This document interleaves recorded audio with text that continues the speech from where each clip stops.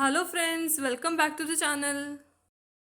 ഇന്ന് ഞങ്ങൾ സാധാരണ വീട്ടിലുണ്ടാക്കുന്ന കൊങ്കണി സ്റ്റൈലുള്ള ചെമ്മീൻ കറിയാണ് കേട്ടോ. കൊങ്കണി റെസിപ്പീസൊക്കെ വളരെ ഈസിയാണ്, സിമ്പിളാണ്. അപ്പോൾ ഇത് നല്ലൊരു ഒഴിച്ചു കറിയാണ്, ചോറിൻ്റെ ഒപ്പം കഴിക്കാൻ നല്ല ടേസ്റ്റിയുമാണ്. ഇതെങ്ങനെയാണ് ഉണ്ടാക്കുന്നതെന്ന് നമുക്ക് നോക്കാം.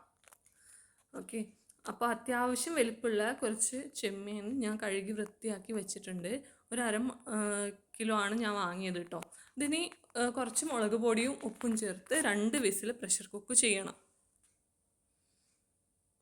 ഇനി ഈ ഒരു പാത്രത്തിൽ കുറച്ച് പച്ചമാങ്ങ, കുറച്ച് മുരിങ്ങാക്കോല്, അത് രണ്ടും നന്നായിട്ട് വേവിക്കണം. കുറച്ച് വെള്ളം ഒഴിച്ച് വേവിക്കണം. അപ്പോൾ ഇതിലേക്ക് കുറച്ച് ഉപ്പും കൂടി ചേർക്കുക. യൂഷ്വലി മാങ്ങയും മുരിങ്ങയും വേറെ വേറെയാണ് ഞങ്ങൾ വേവിക്കുക. അപ്പോൾ ഇന്ന് കുറച്ച് തിരക്കിലായിപ്പോയി, അതുകൊണ്ട് എല്ലാം കൂടി ഒന്നിച്ചിട്ടു. അപ്പോൾ അതിങ്ങനെ തിളയ്ക്കുന്ന സമയത്ത് ഒരു മിക്സിയുടെ ജാറിൽ ഒരു ചെറിയ കഷ്ണം പുളി, പിന്നെ ഒരു 13 വറുത്ത മുളക്, അത് പിന്നെ കുറച്ച് തേങ്ങ, ഇതൊക്കെ കൂട്ടിയിട്ട് നൈസായിട്ടൊന്ന് അരച്ചെടുക്കണം. എന്നിട്ട് ഈ മസാല ഈ മുരിങ്ങക്കയും മാങ്ങയും ഇല്ലേ, അതിലേക്ക് ചേർക്കാം. പിന്നെ അതിലേക്ക് കുറച്ച് വെള്ളം കൂടി ചേർക്കാം. അത്യാവശ്യം വെള്ളം ചേർക്കണം. നമുക്ക് ഗ്രേവി എത്രത്തോളം ആണോ വേണ്ടത് അത്രത്തോളം ചേർക്കണം. പിന്നെ കുറേ കൂടി ഗ്രേവി വേണമെന്നുണ്ടെങ്കിൽ മുളകിൻ്റെയും തേങ്ങയുടെയും ഒക്കെ അളവ് നമ്മൾ കൂട്ടണം. തേങ്ങ ഞാൻ കുറച്ചാണ് ചേർത്തത് കേട്ടോ. അപ്പോൾ ഇതിന് ഒന്ന് തിളച്ച് വരുന്നവരെ വെയിറ്റ് ചെയ്യണം. നമ്മൾ സോൾട്ടൊക്കെ ചെക്ക് ചെയ്യണം.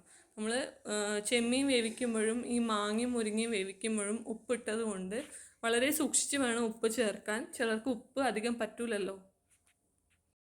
വളരെ പെട്ടെന്ന് ഉണ്ടാക്കാൻ പറ്റുന്ന, എല്ലാവർക്കും ഇഷ്ടമാവുന്ന തരത്തിലുള്ളൊരു കറിയാണ്. നമ്മുടെ ചോറിൻ്റെ ഒക്കെ കഴിക്കുമ്പോൾ നല്ലൊരു സൈഡ് ഡിഷാണ്. ഞങ്ങളുടെ കൊങ്കണി റെസിപ്പീസിൽ അധികം പൊടികൾ ചേർക്കാറില്ല, അധികം മസാലകളില്ല, ബേസിക് മസാലകളാണ് എല്ലാം. അപ്പോൾ ഇതിന് നമ്മൾ സോൾട്ടൊക്കെ ഒന്ന് ചെക്ക് ചെയ്ത ശേഷം ഇനി കുറച്ച് കായപ്പൊടിയില്ലേ, അതൊന്ന് കുറച്ച് വിതറി കൊടുക്കണം.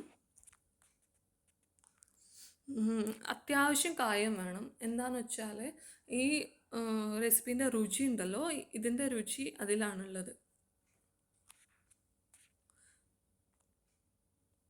നമ്മളിനി ഉപ്പ് ഇതൊക്കെ ഒന്ന് ടേസ്റ്റ് ചെയ്ത് നോക്കണം. എന്നിട്ട് അവസാനം കുറച്ച് വെളിച്ചെണ്ണ ഇതിലേക്ക് തൂവി കൊടുക്കണം. വെളിച്ചെണ്ണയും കായും കൂടി ഇടുമ്പോഴാണ് ഇതിൻ്റെ ടേസ്റ്റ് കൂടുന്നത്. അല്ലെങ്കിൽ അതൊരു ബേസിക് മസാല മാത്രമായിരിക്കും. ഇതിന് മാങ്ങയില്ലെങ്കിൽ ഇരുമ്പം പുളി ആയാലും ചേർക്കാം കേട്ടോ. ഞങ്ങൾ അങ്ങനെയാണ് ചെയ്യുന്നത്. അപ്പോൾ ഈ റെസിപ്പി നിങ്ങൾക്ക് ഇഷ്ടമായെങ്കിൽ ലൈക്കും കമൻറ്റും സബ്സ്ക്രൈബും ചെയ്യുക. നിങ്ങളുടെ ഫ്രണ്ട്സിനും ഈ വീഡിയോ ഷെയർ ചെയ്ത് കൊടുക്കുക. Thank you so much.